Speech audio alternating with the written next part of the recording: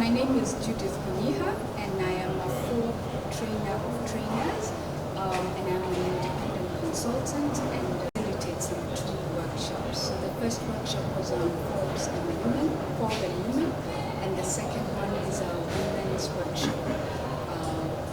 It's a women's workshop, and the theme is really about interreligious interactions. Yes. You've just talked about FoRB facilitation or the FoRB workshop in which you are taking part as a facilitator.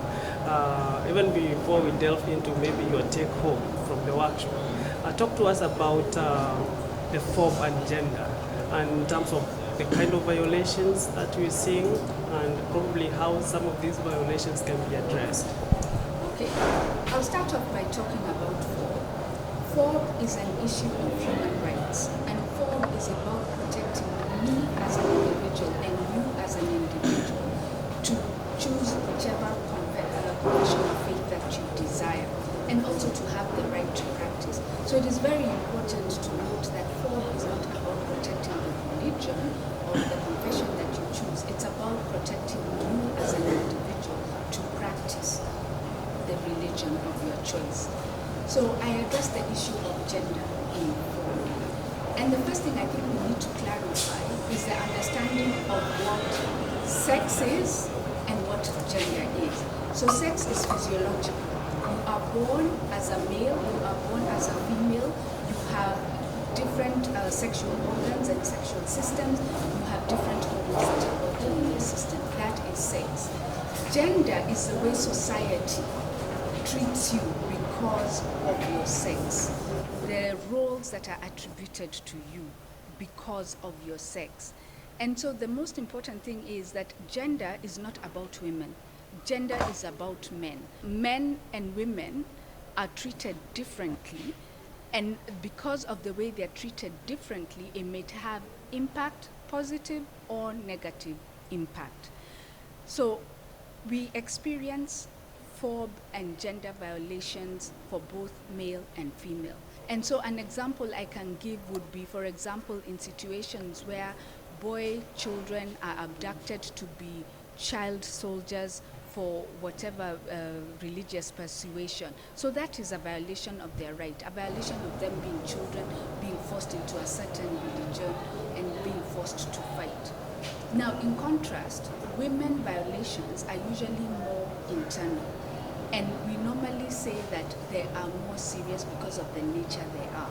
And so you will find that there's a lot of sexual violation, there is abduction, there is being forced into religions or not being allowed to make choices of even marriage partners, for example, because you're a woman and therefore you're not able to practice or to engage or to express yourself the way you would. Talking about these internal violations, when somebody is violated sexually, somebody probably has a child. What is being done here is that a woman is then seen as a keeper, as a producer of the next generation, and therefore is the one who's carrying the honor. So by me, a woman being violated, you are then dishonoring not only the individual, but you're dishonoring the community. And it has an impact on the men too, because the man was unable to protect. And therefore, the violation is very grave. And what happens about this is that these violations are not spoken about because they're very embarrassing and they're taboo. So those are the differences. So in this workshop, what we are talking about is really just highlighting and making the participants aware of the differences and the way the FoRB violations occur differently for male and female. But it was not just enough to highlight what the issues are. We also had to discuss what can we do about it. So we then talked about the importance of reporting, and when we're reporting, have both voices heard, have data and experiences from both male and from both female, so that you can hear their experiences and you're able to document the occurrence the frequency and the magnitude of when they happen. It is also important to have this information and this data so that when you're developing programs, when you're developing new programs, you develop programs with a 360 view so that you have the different facets of society coming together. It's very important to note that when you're talking about men or when you're talking about women, they're not a homogeneous group. They are men and women who live in urban areas, women and men who live in rural areas. There are women and men who are old, there are women and men who are young.